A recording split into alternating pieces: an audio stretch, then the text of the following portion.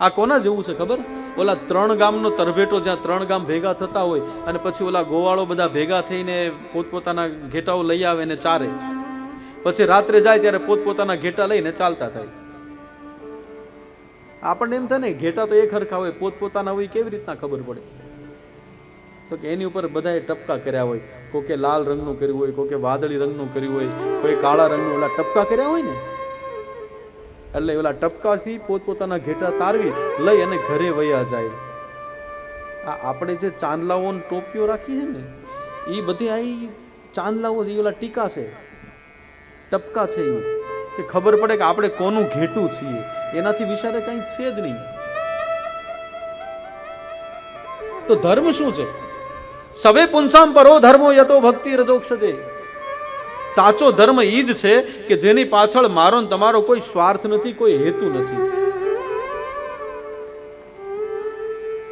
જેનું સ્વાર્થથી ભજન કરવામાં આવે છે, કોઈ સ્વાર્થ રાખીને જેનું યજન કરવામાં આવે, એ સાચો ધર્મ છે જ નહીં.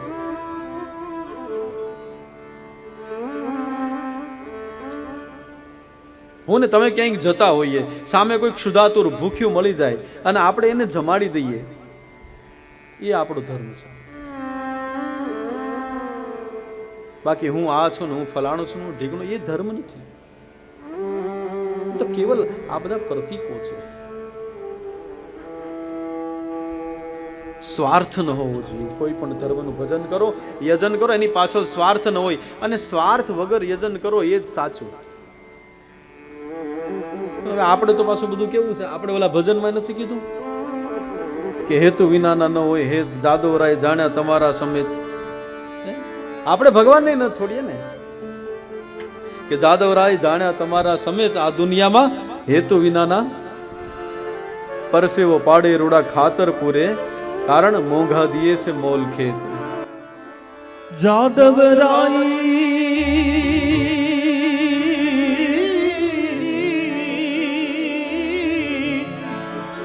અમે જાણ્યા તમારા સને, આ દુનિયામાં હેતુ રે વિનાના, આ દુનિયામાં હેતુ રે વિનાના. જાદવરાય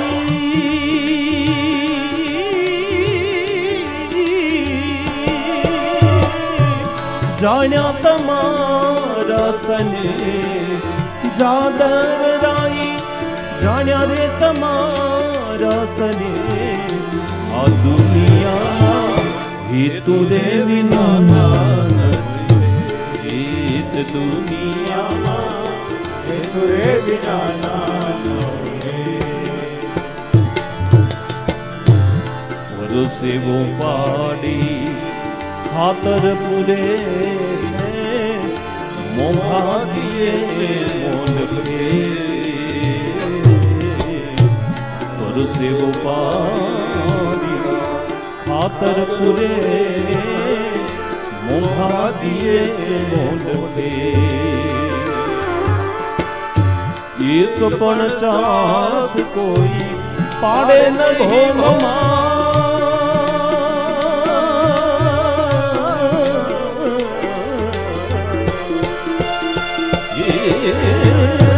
એક પણ ચાસ કોઈ પાડે ન ભોગમાં, જ્યાં રણ કેરી બૂદે છે રે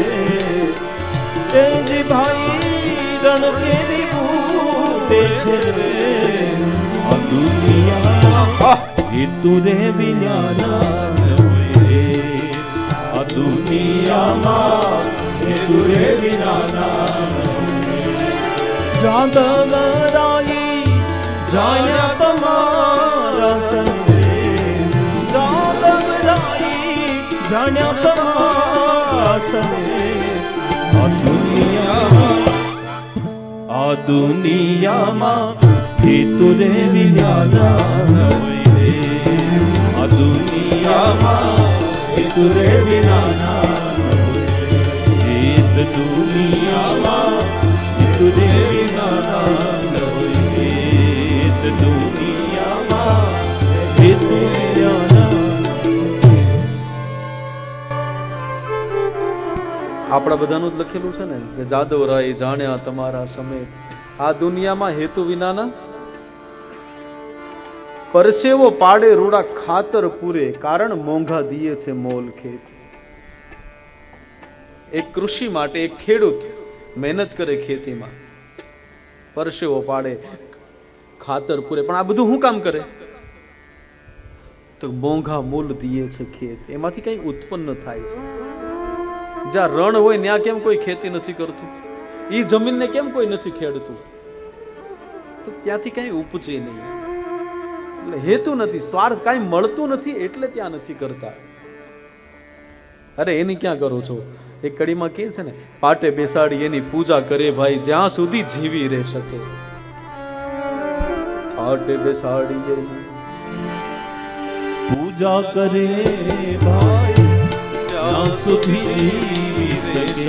પોતાનું પેટ પાટે બેસાડી પૂજા કરે ભાઈ જ્યાં સુધી જી શકે. જ્યાં સુધી પણ દેહ રે વિજ્ઞાનો જેનો આત્મો આવે,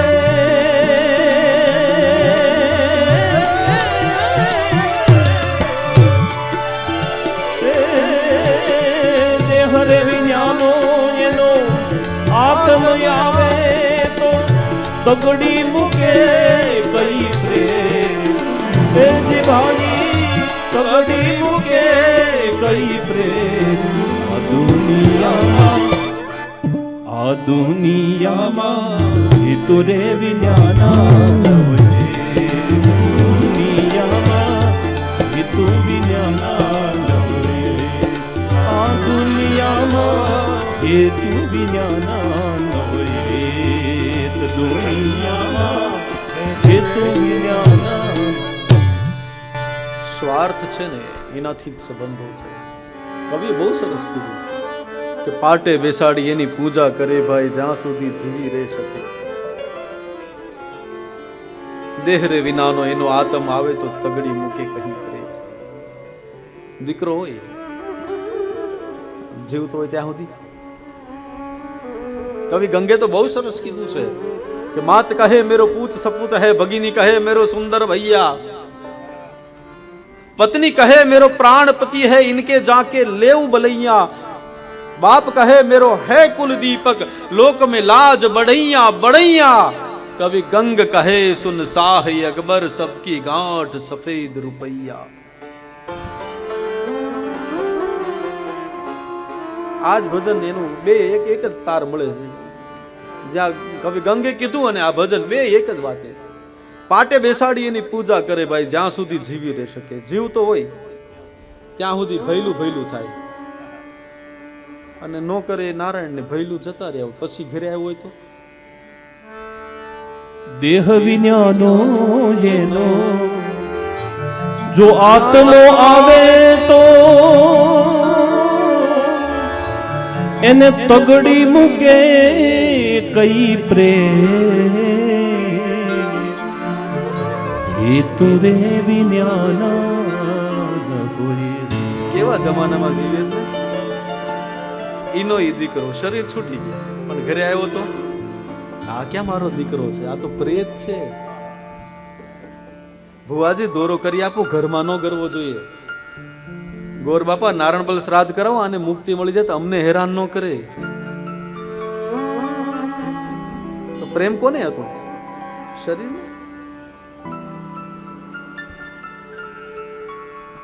દીકરો હારી કંપનીમાં નોકરી કરતો હોય, 60-70 લાખ રૂપિયા જેવો પગાર લાવતો હોય, તો એની ઘરમાં સાહેબે કેવી હોય? ઓલે 6 વાગે ઘરે આવવાનું હોય તો 5:45 વાગ્યાની માં દરવાજે ઊભી હોય. આવ્યો મારો લાલો, હાથમાંથી બેગ લઈ લે, તરત માથે હાથ ફેરી આવી જા બેટા, બેસી જા. ચાનો કપ હાથમાં આપી દે, પછી પાસે બેહીને માગે, બેટા તને ભીંડો બહુ ભાવે ને? મેં ભીંડો જ કર્યો છે લે. એટલામાં એની બેન આવે, એની આરે મશ્કરી કરીને વહી જાય. ઘરમાં જાય તો પત્ની પગે લાગે અને પતિવ્રતાનું બધું જે થતું હોય વાત કરે. બહારથી બાપ આવે તો કે આહા તારું નામ સાંભળીને બેટા આજ ફલાણો ભાઈ આમ કહેતો હતો તમારો દીકરો આમ, મારી તો છાતી ગજગજ ફૂલવા મળી. આવું બધું થતું હોય. પણ વિચાર કરો કે ઈ 15 દિવસ પછી જ તે ઈ છોકરો કે ઈ જે કોઈ પૈસા કમાતો હતો ઈ માણસ જતો રહ્યો, મરી ગયો, એનું મૃત્યુ થયું, અને પછી ઈ પ્રેત બન્યો, પછી ઈ ઘેર આવે તો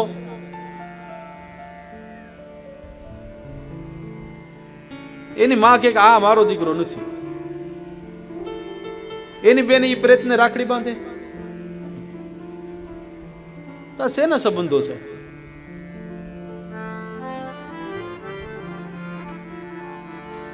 मात कहे मेरो पूत सपूत है, भगीनी કહે मेरो सुंदर भैया. 1 મહિનો ઈ બેન આહુડા પાડે, પછી પોટા પાસે રાખડી મુક્તિ થઈ જાય.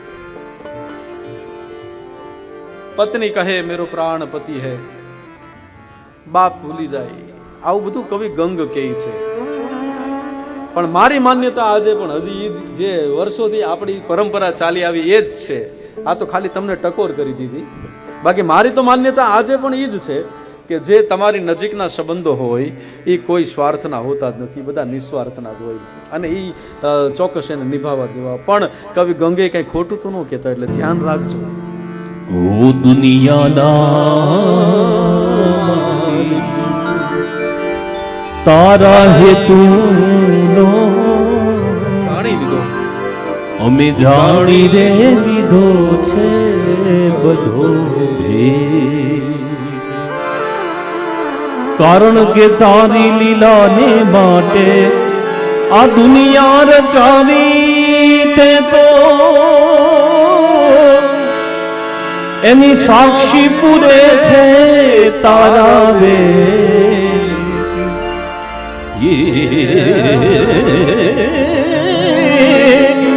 એની સાક્ષી પૂરે છે ચારે વે આ દુનિયામાં.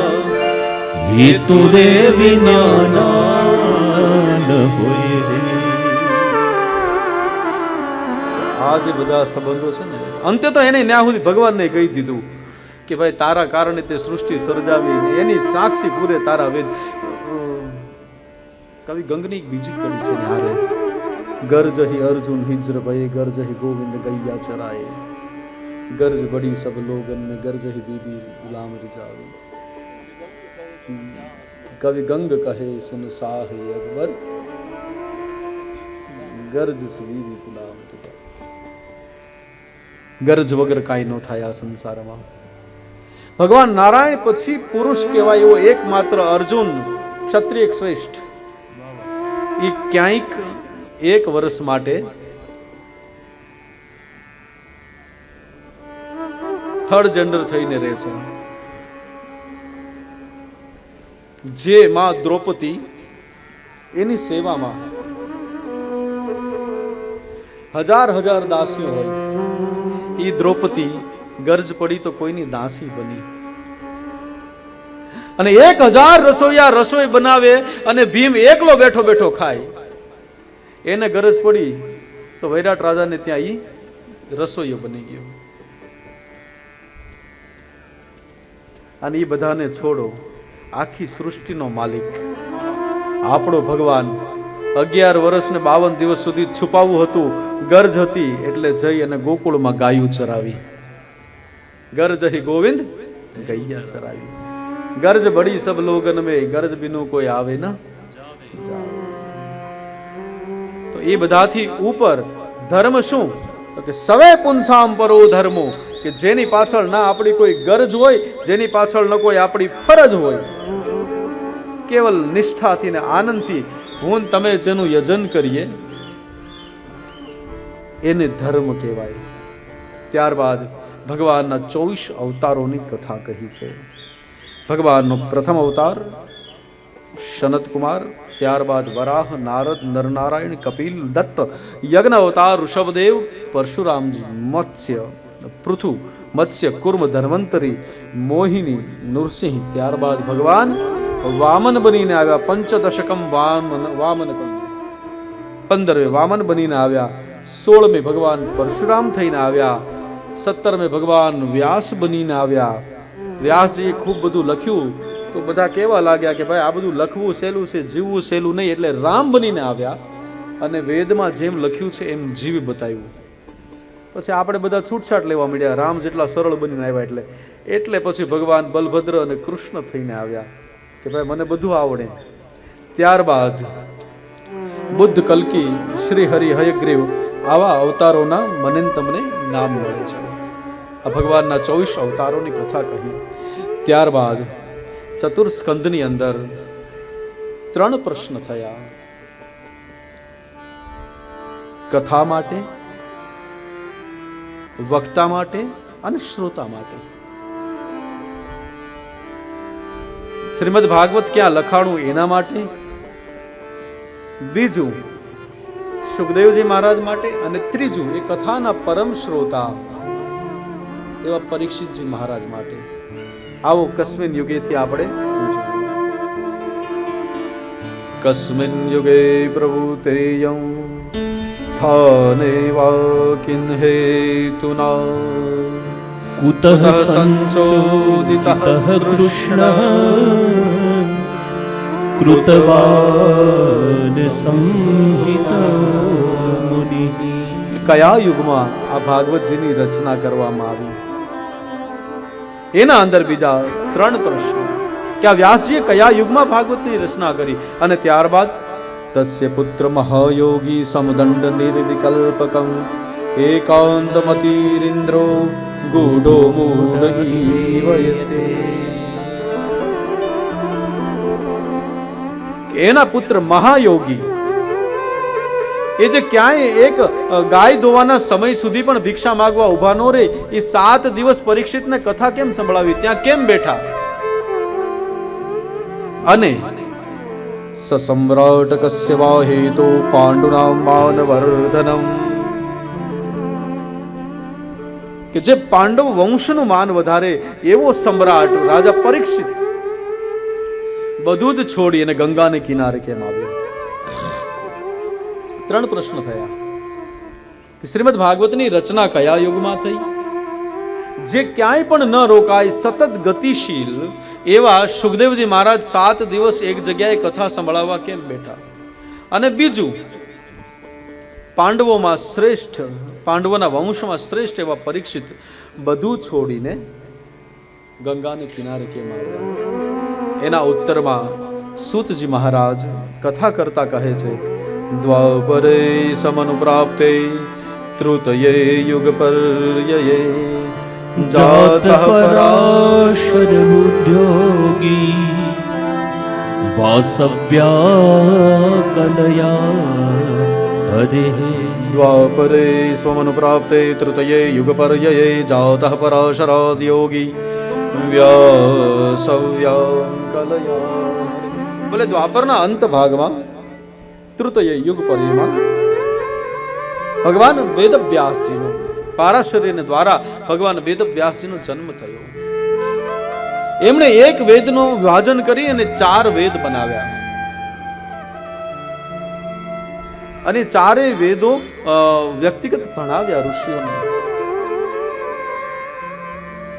તત્ર ઋગ્વેદ ધર્પૈલ સામગો જૈમિની કવિ વૈશંપાયન એકવો નિષ્ણાંતો અજુષા. 4 વેદ બનાવી, 4 શિષ્યો બનાવ્યા. 17 પુરાણોને લખ્યા. મહાભારત નામે એક 5મા વેદ સમાન મહાન ગ્રંથ લખ્યો. અને છતાં વેદ વ્યાસજીને રોજ અશાંતિ લાગે. એ આટલું બધું કર્યા છતાં વેદ વ્યાસજીનું ચિત્ત સ્થિર નથી. એક વેદના 4 વેદ કર્યા, 17 પુરાણ લખ્યા, મહાભારત નામનો 5મો વેદ લખ્યો.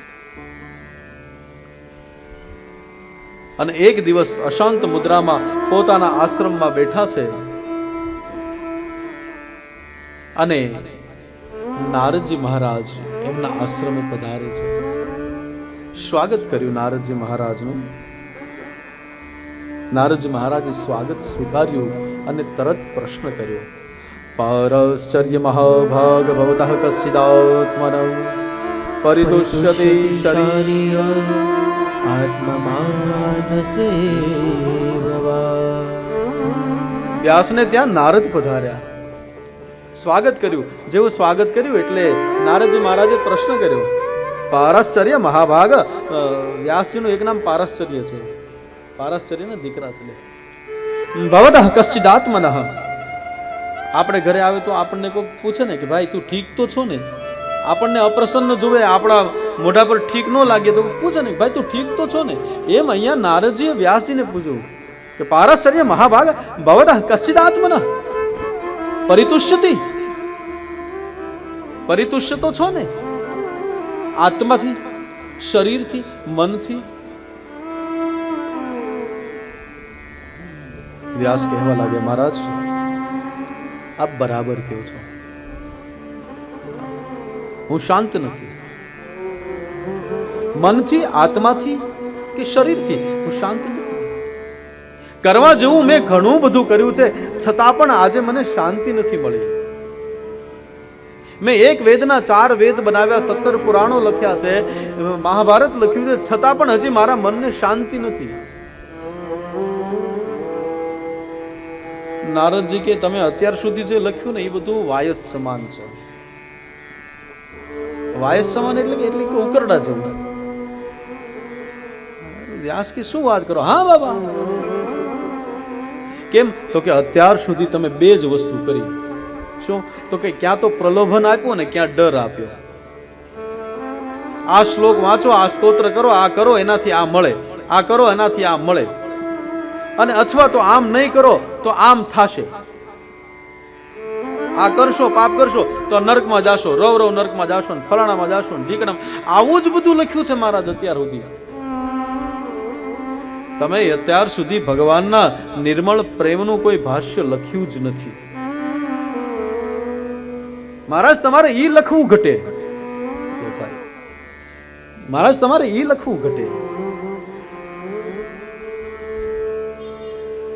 તમે ખાલી આ લોભ બતાવો, પ્રલોભન આપો અથવા ડર દેખાડો એવું ના હોય.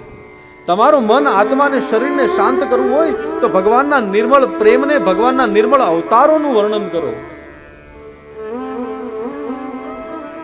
એમ કહીને પોતાના પૂર્વ ચરિત્રની કથા કહી કે વ્યાસ, પૂર્વે હું એક દાસીનો દીકરો હતો. મારી માં વેદ વારાધી બ્રાહ્મણોને ત્યાં દાસીનું કામ કરતી હતી, અને હું હંમેશા મારી માની સાથે જતો હતો. અને એકવાર ચતુર્માસમાં ત્યાં સંતો પધાર્યા. મેં ચતુર્માસમાં એ સંતોની ખૂબ સેવા કરી, અને એમાંથી મને એમનું જૂઠન, એમનું એઠું ખાવા મળ્યું, અને મારું મન બદલાયું. અને જ્યારે ચતુર્માસ પૂરો થયો, એ સંતો જવા લાગ્યા તો મેં એમનો રસ્તો પકડી લીધો, હું એમની પાછળ દોડ્યો, પણ સંતોએ મને ના પાડી. કીધું નહીં નારદ, હજી તારે માં છે, પેલા એની જવાબદારી પૂરી કર અને પછી ઉત્તર દિશામાં ચાલ્યો આવજો.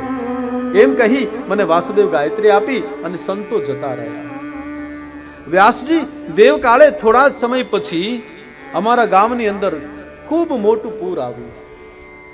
એમાં હજારો સર્પ તણાઈને આવ્યા.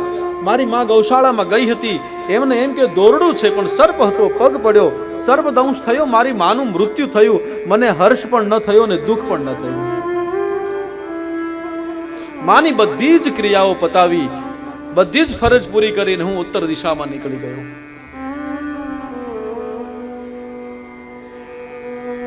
જે વાસુદેવ ગાયત્રી મને પેલા સંતોએ આપી હતી એનો જપ કરતો કરતો હું ઉત્તર દિશાની અંદર જતો રહ્યો. પછી તો હું ખૂબ ફર્યો, ભલે જંગલો જોયા, પહાડો જોયા, સમુદ્રો, સાગરો, મહાસાગરો છીંદતો સરોવરો છીંદતો હું નીકળ્યો આગળ, અને ઘોર જંગલની અંદર હું પહોંચ્યો.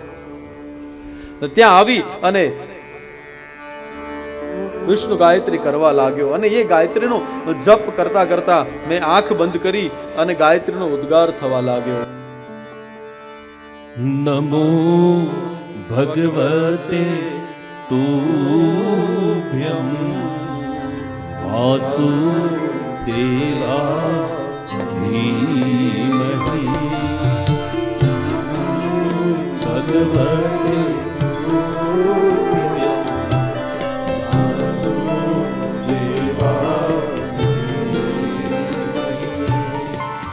नमो भगवते तुभ्यं वासुदेवाय धीमहि भगवते तुभ्यं वासुदेवाय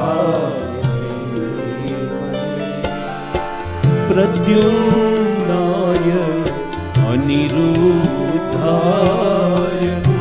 नमः संकल्पनाय च प्रद्युम्नाय अनिरुद्धाय नमः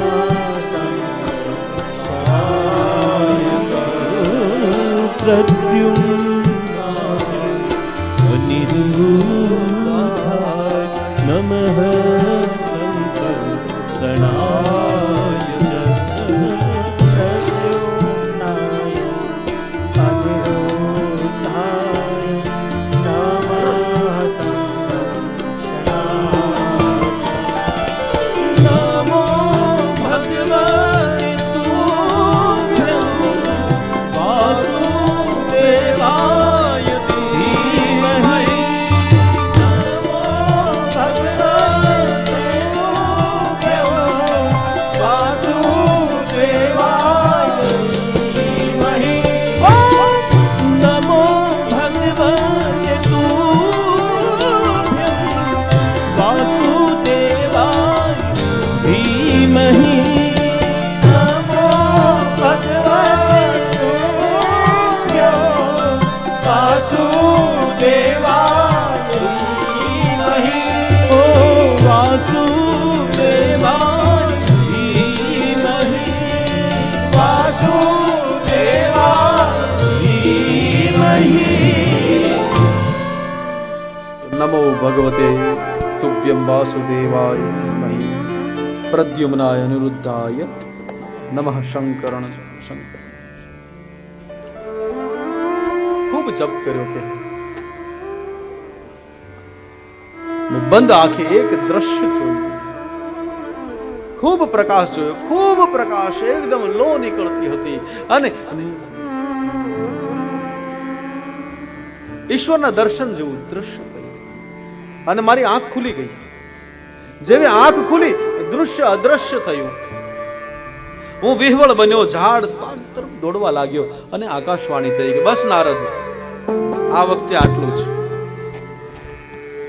તને ફરી શ્રી હરિના દર્શન મળશે પણ એ આવતા છે ત્યારબાદ હું મારા મનને શાંત કરી અને બેઠો પ્રલય કાળમાં બ્રહ્માના પાછલા શ્વાસમાં હું પણ ભળી ગયો અને પછી ફરીથી બ્રહ્માના ખોળામાંથી ઉત્પન્ન થયો અને ભગવાને સ્વયં મને આ દેવદત્ત નામની વીણા આપી છે દેવદત્તમ ઇમામ વીણામ સ્વર્ગમ આ દેવદત્ત નામની વીણા મને આપી છે એને હું વગાડીને ગાઈ શકું છું અને આ બધા જ લોકની અંદર કેવલ અને કેવલ પ્રભુના ભક્તિ અને પ્રેમથી હું હરી ફરી શકું છું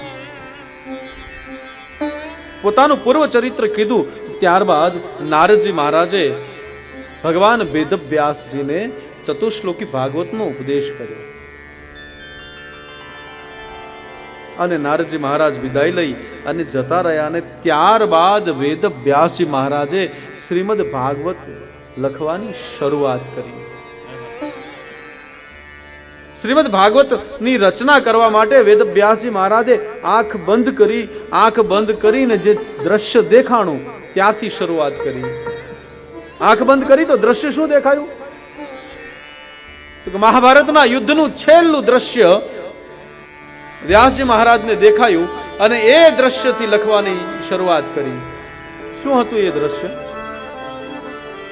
તો કે એક રણભૂમિની અંદર દુર્યોધન પડ્યો છે કણસે છે અને લાથમાં લાલટેન લઈને ગુરુ દ્રોણનો દીકરો બધા યુદ્ધમાં ઘાયલ સૈનિકોને પાણી પાવા આવે છે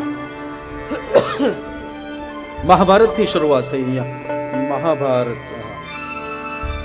શું મહાભારત પેલા તો આ બધાએ જોયું હશે ને ઓલું બી.આર. ચોપરાનું હતું એ સમય હતો મહાભારત ને રામાયણ ને લોકોના ઘરે મુંબઈની ટ્રેનોમાં જગ્યા ખાલી મળતી એ ટાઈમે એ કેવું બને? તમે એમાં ભીષ્મ જુઓ તો ભીષ્મ જ લાગે, ગંગાજી જુઓ તો ગંગા જ લાગે, અર્જુન જો અર્જુન જ લાગે. બની હતી. હવે અત્યારે કઈ એ બધું આ બધી સિરિયલો બને છે, પણ હવે અત્યારે તો આ બધી તમે ઓલા શું કહેવાય, હું વર્ષો પહેલા એવું કહેતો કે આ ઓલું તુલસી ને શું કહેવાય પાર્વતી, પણ હવે તો એ બધું બંધ થઈ ગયું છે. મને લાગે કેટલા વર્ષ થયા એની તે મને કહેતા 8-10 વર્ષ થઈ ગયા, પણ હવે અત્યારે કઈ હાલે છે મને ખબર નથી. પણ ટૂંકમાં એ બધી સિરિયલો જેમાંથી તમને કંઈક શીખવાનું મળે ને એ જોયું. આપણે હમણાં વચ્ચે જે કંઈક ચર્ચા થતી હતી, એવું ક્યારેય બની શકે કોઈ માં પોતાના દીકરાને ગોળી મારી દે? આ વચ્ચે એક સિરિયલ આવી હતી ને, એમાં એની માં એના દીકરાને ગોળી મારી હતી કે તું બહુ ગુંડો છો. લે, રાવણ ને કંસ ને માં હતી, એને કેમ ન મારી નાખ્યો? અરે આ સિરિયલો માંથી તમને મળે હું શીખવા?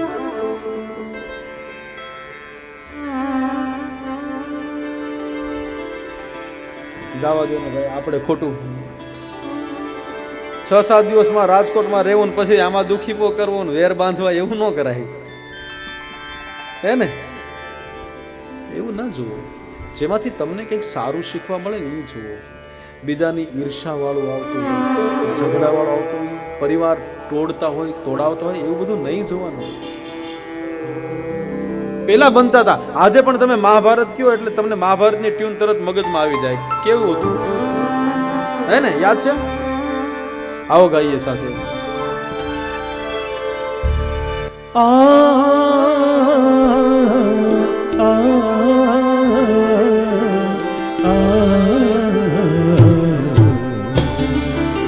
अथ श्री महाभारत कथा, अथ श्री महाभारत कथा, अथ श्री महाभारत कथा, अथ श्री महाभारत कथा, महाभारत कथा, महाभारत कथा. ये कथा है पुरुषार्थ की, है स्वार्थ की, परमार्थ की. सारथी जिसके बने श्री कृष्ण भारत पार्थ की. शब्ददी घोषित हुआ सत्य सार्थक सर्वथा.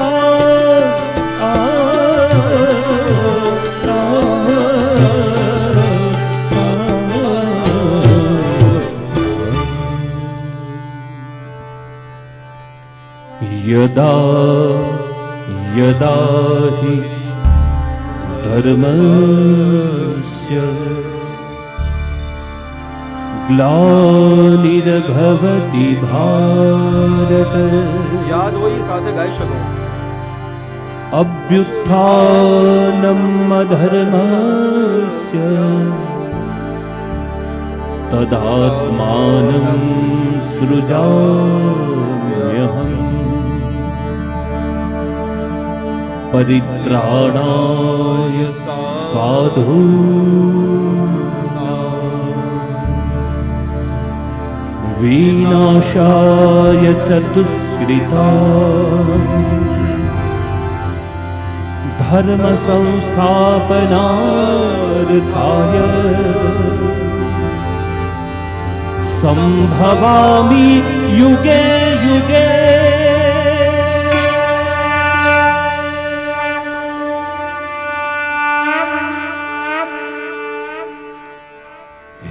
ज्ञान की ये गंगा ऋषियों की अमर वाणी. ज्ञान की ये गंगा ऋषियों की अमर वाणी. ज्ञान की ये गंगा ऋषियों की अमर वाणी. ज्ञान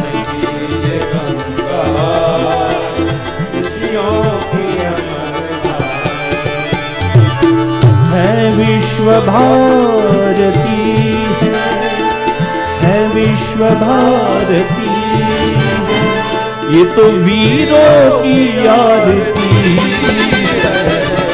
है नित नई पुरानी भारत की ये कहानी है नित नई पुरानी कहा कि भारत की ये कहानी है नित नई पुरानी ये भारत की महाभारत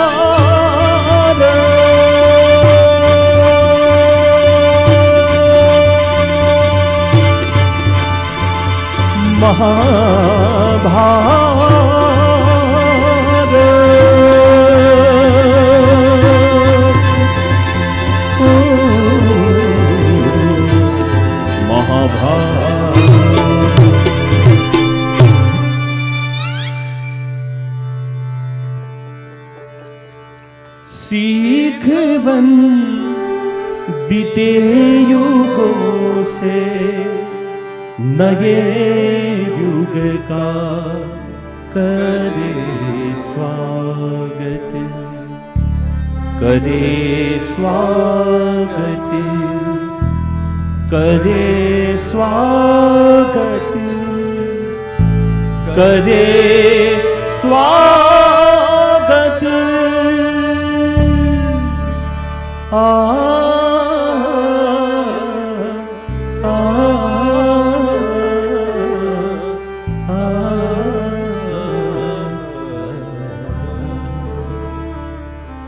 बीत गए चले गए दिन प्रतिदिन बीत गए અને પછી ઓલો સિગ્નિફિચર અવાજ આવે मैं मैं समय एक समय हूँ ક્યાં હતા ને આપણે ક્યાં પહોંચ્યા રામાયણ જુઓ તો રામ દેખાય પણ મારો કહેવાનો અર્થ એટલો છે કે આપ જે જુઓ ને એની અંદર પહેલા વિચારીને જોજો ના નથી કારણ કે હવે તો તમે જે ચેનલ ખોલશો ન્યૂઝ ચેનલ ખોલશો તો એમાં મારો કાપો છે સિરિયલમાં તો કે એમાં ડખા છે એટલે ગ્રંથ વસાવો તમારા ઘરમાં શ્રીમદ ભાગવત છે રામાયણ છે ઇવન મહાભારત આવા ગ્રંથ લાવો તમારા ઘરમાં ને એને વાંચો એમાંથી જે તમને મળશે ને એ તમારા જીવનને સવારશે તો અહીંયા છેલ્લું દ્રશ્ય દેખાયું શું તો કે ગુરુ દ્રોણનો દીકરો હાથમાં લાલટેન લઈ અને યુદ્ધમાં ઘાયલ થયેલાઓને પાણી પાવા નીકળ્યો છે એક ખૂણામાંથી કોઈનો કણસવાનો અવાજ આવે છે બાજુમાં જઈ અને લાલટેન તેજ કરી બીજું કોઈ નહીં પોતાનો મિત્ર દુર્યોધન છે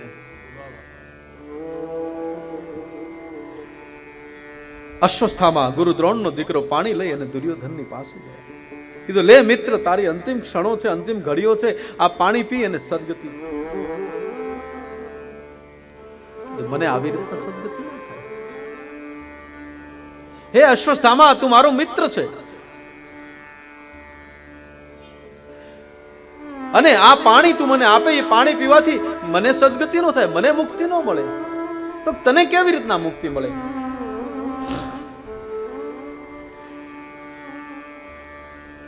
તો કે મને જો કોઈ પાંડવોના 5 માથા કાપી લાવી આપે ને અને હું એને મારા હાથે મસળી નાખું ને પછી મને શાંતિ મળે અશ્વસ્થામા જ્યાં સુધી 5 પાંડવોનું અસ્તિત્વ આ ધરા ઉપર છે ત્યાં સુધી આ દુર્યોધનના જીવને શાંતિ ન મળે તું મારો મિત્ર હોય અને તારે મને જો સદગતિ આપવી હોય તો એક કામ કર જા 5 પાંડવોના માથા કાપીને લઈ આવ મને શાંતિ મળે અશ્વસ્થામા કે દુર્યોધન શું વાત કરો છો હું ગુરુ દ્રોણનો દીકરો છું જે શસ્ત્ર અને શાસ્ત્ર બંનેના જાણકાર હતા અને એના લીધે મને ખબર છે કે અત્યારે રાત્રે જઈ ચોરની જેમ એ પાંડવોના માથા કાપીને લાવવા એ યુદ્ધ નીતિની વિરુદ્ધમાં છે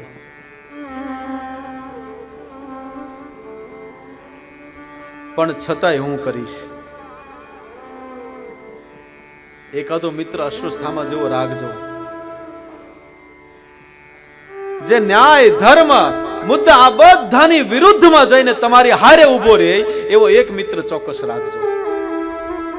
અહીંયા અશ્વસ્થામાએ કીધું દુર્યોધનને કે મને ખબર છે દુર્યોધન કે હું જે કરું એ ન્યાય નથી, અન્યાય છે. જે તું કે છે ને આ કરાય જ નહીં, પણ છતાંય હું કરીશ. અને આ કરવાથી સદીઓ સુધી લોકો મને અપયશ આપશે, અને છતાંય હું કરીશ. શું કામ? તો કે હું તારો મિત્ર છું.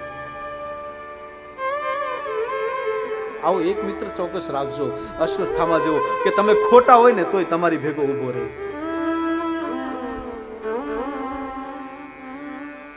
અને ઓલા જે કહેતા ને અમે તો સત્ય પર ચાલીએ, એમ કે તું 2 દી પછી આવજે, નીકળ.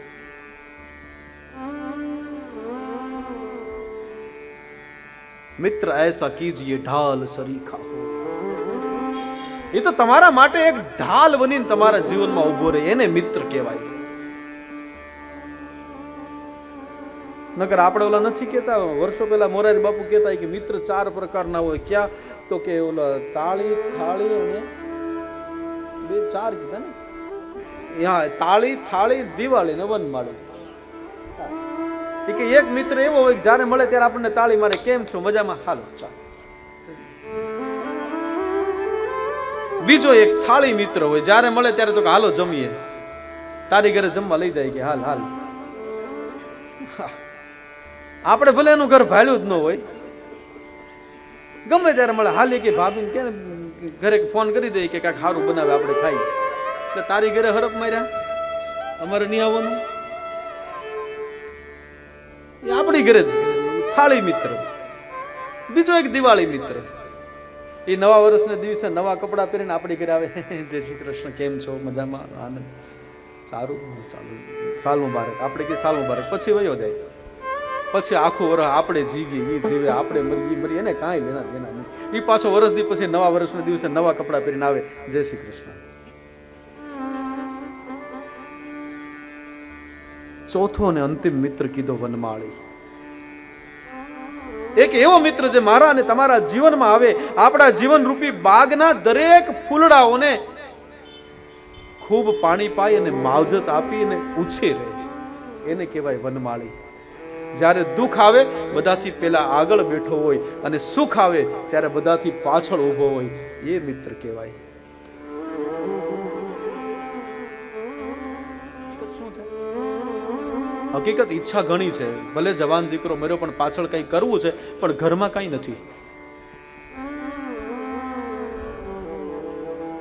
એટલે રાત્રે બેઠો તો ને એને વિચાર કર્યો કે આવું કેટલા દી ચાલશે, હું કેટલા દિવસ આવું લોકોને કહીશ. 2-3 દિવસ પછી તો મારે કમસે કમ ચા પાણી તો ચાલુ કરવા પડશે. પણ મારી પાસે તો એ ચા પાણી કરાવવાની વ્યવસ્થા નથી. હવે કરું શું? યાદ આવી પોતાના મિત્રની. રાત્રે 12 વાગે દરવાજો ખખડાયો એની ઘરે જઈને. દરવાજો ખુલ્યો, ઓલો મિત્ર આવ્યો, ઉભો રહ્યો. ભાઈ અત્યારે રાતે તું? કે હા ભાઈ, તારા જેવું એક કામ છે. શું? બોલે 5000 રૂપિયા જોઈએ છે. મારો દીકરો મરી ગયો છે ને, મારે એના પાછળ કમસે કમ ચા પાણી જે લોકાચાર આવે એને પાવા અને કંઈક થોડું કરવા માટે મારે 5000 રૂપિયાની જરૂર છે. ઘરમાં ગયો, 5000 રૂપિયા લઈ આવો, આપી દીધા. પેલો પૈસા લઈને જતો રહ્યો, અને પછી પડથારે ઊભો ઊભો ઓલો અફસોસ કરવા મળ્યો, રોવા લાગ્યો ને માથા પછાડવા લાગ્યો, હાથ પછાડવા લાગ્યો. ઘરના બહાર આવ્યા, કીધું પૈસા આપવાનો આટલો અફસોસ છે તો પૈસા આપવા જ ન જોઈએ ને. તો પૈસા દેવા જ શું કામ પડે? એ માણસે બહુ સરસ કીધું. હા, મને અફસોસ છે કે મારે પૈસા આપવા પડ્યા, પણ મને અફસોસ ઈ છે કે મારે અત્યારે આપવા પડ્યા, અને મને અફસોસ ઈ છે કે એને મારા ઘર સુધી લેવા આવવું પડ્યું. હું એનો મિત્ર હો તો મને ખબર હોવી જોઈએ કે એના ઘરમાં છે કે નહીં, અને એને અહીં સુધી આવવું ન પડે, મારે એને ત્યાં દેવા જવું પડે. હવે તો એવા કોઈ સંબંધો રહ્યા જ નથી. અહીંયા અશ્વસ્થામાએ કીધું મને ખબર છે કે આ અધર્મ છે, આ ન્યાય નથી, અને છતાંય હું કરીશ દુર્યોધન. કેમ? તો કે હું તારો મિત્ર છું. મિત્રતાના ઉદારમાં ખાલી દાદા સુદામા અને ભગવાન કૃષ્ણ જ ન હોય કે જે ખાલી ધર્મ ઉપર હાલે. આવું મિત્રનું ઉદાહરણ હોય કે મિત્ર માટે અધર્મ કરવા પણ તૈયાર હતો અશ્વસ્થામા. બાકી એ ગુરુ દ્રોણનો દીકરો હતો ને ભણેલો હતો, એને ખબર પડે કે આ હુતા કોકના માથા કાપી આવી ને તો આજે ભટકે છે. અને એને ખબર હતી કે આજે હું કામ કરું છું એના લીધે મારી મુક્તિ નહીં થાય, સંભવ નહીં બને ક્યારે મારી મુક્તિ. પ્રલય કાળ સુધી મારે આ પૃથ્વીના પટ ઉપર ભટકવું પડશે. આટલી ખબર હોવા છતાં પણ જો મિત્ર માટે અધર્મ કરવા તૈયાર થાય એવો એક મિત્ર ચોક્કસ રાખો, તો એ અશ્વસ્થામા મહાન હોઈ શકે. કેમ ન હોય?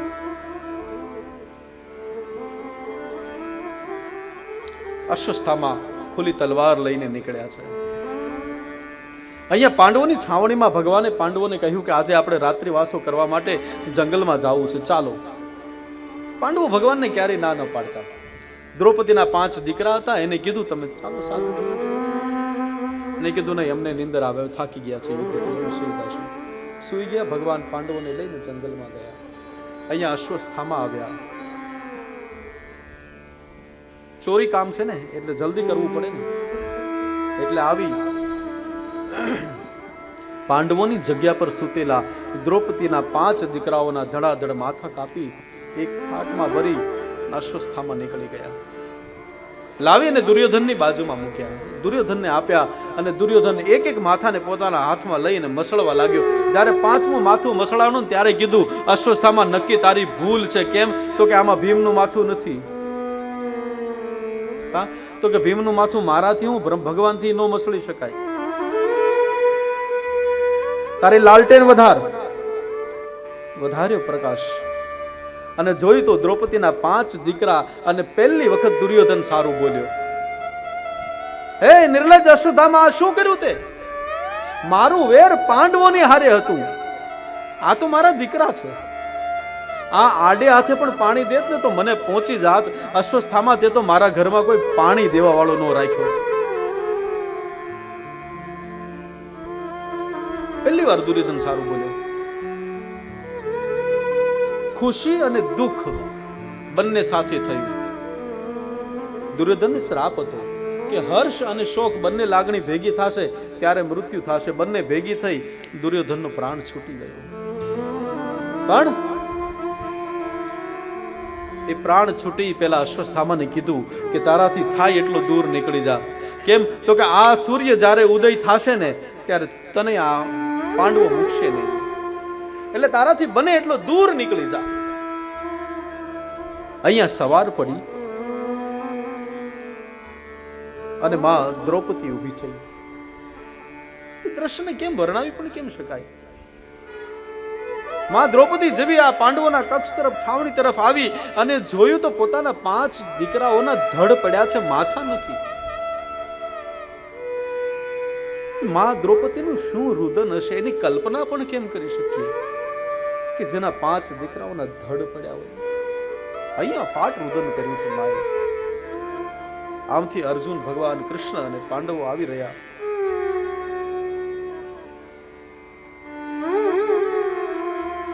દ્રૌપદી વારંવાર કહેવા લાગ્યા, કોણે મારા દીકરાઓને માર્યા છે? અર્જુન પ્રતિજ્ઞા કરે છે ત્યાં કે દ્રૌપદી આજ સૂર્યાસ્ત સુધીમાં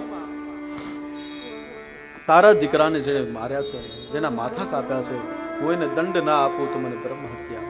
આવીને સીધા ભગવાનને કીધું, ભગવાન આ દ્રૌપદીના દીકરાને જેને માથા કાપ્યા ને એની પાસે મને લઈ જાઓ. ભગવાને રથ લાવીને અશ્વસ્થામાની સામે ઉભો રાખી દીધો. કેવું ન પડ્યું કે આને કાપ્યા? બંને વચ્ચે યુદ્ધ થયું. અશ્વસ્થામા પરાસ્ત થયા અને એને બાંધી અને દ્રૌપદી હતા ને ન્યા લાવ્યા. પણ જેવું દ્રૌપદીએ દ્રશ્ય જોયું કે અશ્વસ્થામાને બાંધીને લાવે છે, જે બાંધીને આવે છે એ અશ્વસ્થામા છે, એટલે તરત એના મોઢામાંથી નીકળ્યું શું? મુચ્યતામ મુચ્યતામ યેષઃ બ્રાહ્મણો નિતરામ ગુરુ. એક ક્ષણનો પણ વિલંબ વગર માં દ્રૌપદી બોલી છે, છોડી દો આને, છોડી દો. મુચ્યતામ મુચ્યતામ યેશઃ બ્રાહ્મણો નિતરામ ગુરુ. હે નાથ, કોને પકડ્યો? છોડી દો આને, મુક્ત કરો આને. કેમ?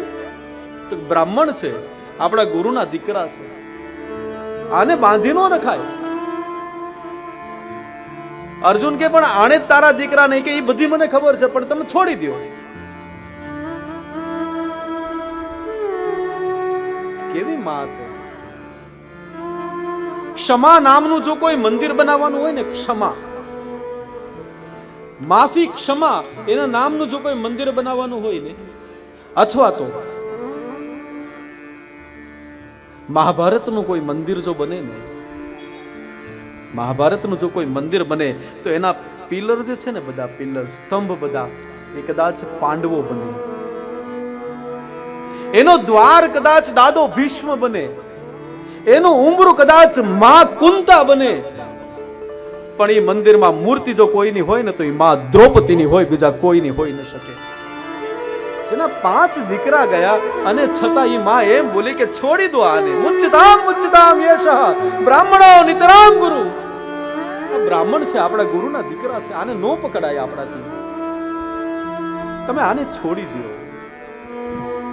શું દ્રૌપદીને ખબર નહોતી કે આને જ માર્યા છે? ખબર હતી, પણ ત્યાં દ્રૌપદી બોલ્યા છે કે જે દુઃખ અત્યારે હું સહન કરું છું એ હું આપણી ગુરુ માને નહીં આપી શકું, એટલે તમે આને છોડી દો. પછી તો બધાને પૂછ્યું, ભીમને પૂછ્યું કે ભાઈ શું કરશું? તો ભીમ કહે કે એવું કાંઈ ન હોય, બેતરી નાખો. આ તો તાઈ હોય એને છોડાય નહીં, એ ગમે એ હોય, કે બાકીનું બધું પછી કરી લેશે. અર્જુન વિચારવા લાગ્યા, હવે શું કરવું? મારે તો બ્રહ્મ હત્યા, નહીં તો અગ્નિ પ્રવેશ. ભગવાન નારાયણની પાસે આવ્યા. ભગવાન કૃષ્ણચંદ્ર ઉભા છે એની પાસે આવીને ઉભો રહ્યો. જે યુદ્ધની શરૂઆતમાં 2 હાથ ફેલાવીને ઉભો તો કે મારે નથી બાંધવું, આજ પાછો 2 હાથ ફેલાવીને ઉભો કે હવે હું શું કરું ગોવિંદ? દ્રૌપદી એમ કહે છોડી દો, ભીમ એમ કહે છોડાય નહીં, મારે કરવાનું શું? તો કે બંનેને ગમે એવું કર. ભગવાન કૃષ્ણ છે કે બંનેને ગમે એવું કેવી રીતના કરશે? દ્રૌપદી છોડી દેવાનું કે છે, માફ કરો. મુચ્યતામ મુચ્યતામ યેશઃ બ્રાહ્મણો નિતરામ ગુરુ. ભીમ એમ કહે કે આતતાઈ નહીં છોડવાનું. તો બે કેવી રીતના કરવું? પણ આને તો ગીતાનું જ્ઞાન પીધું તું એટલે સમજી ગયા. ઊભા થઈ અને અશ્વસ્થામાની નજીક ગયા. અને પછી શું કીધું? વપનમ દ્રવિણાદાનમ સ્થાન નિર્યાપણમ તથા યેષ हि ब्रह्मबन्धूनां वधूनान्यसुदेकः. બાજુમાં જઈ અશ્વસ્થામાનો મણી કાઢી લીધો અને એ સ્થાનથી એમને કાઢી મૂક્યા.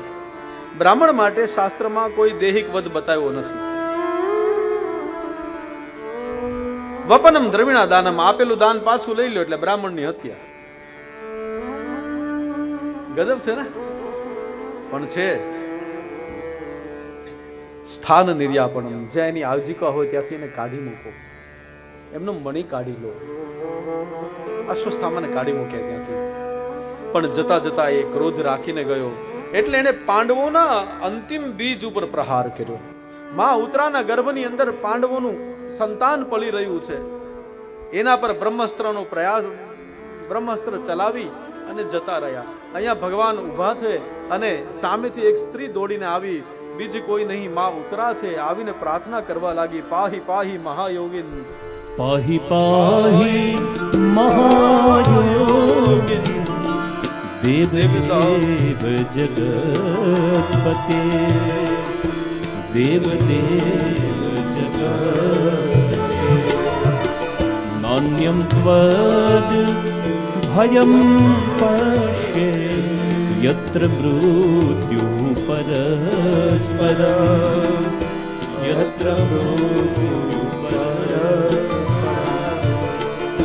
अभिद्रवती मामयीश शरस्तत्पायिषो विभो शरस्तत्पायिषो विभो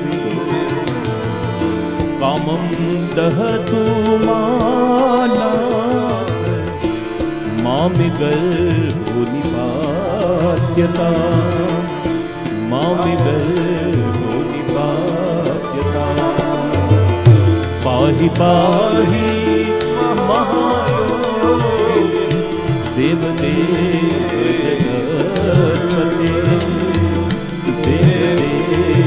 जगत्पते देवदेव जगत्पते ભગવાને અંગુષ્ઠ માત્ર રૂપ ધારણ કરી માં ઉત્તરાના ગર્ભમાં પરીક્ષિતનું રક્ષણ કર્યું છે. ત્યારબાદ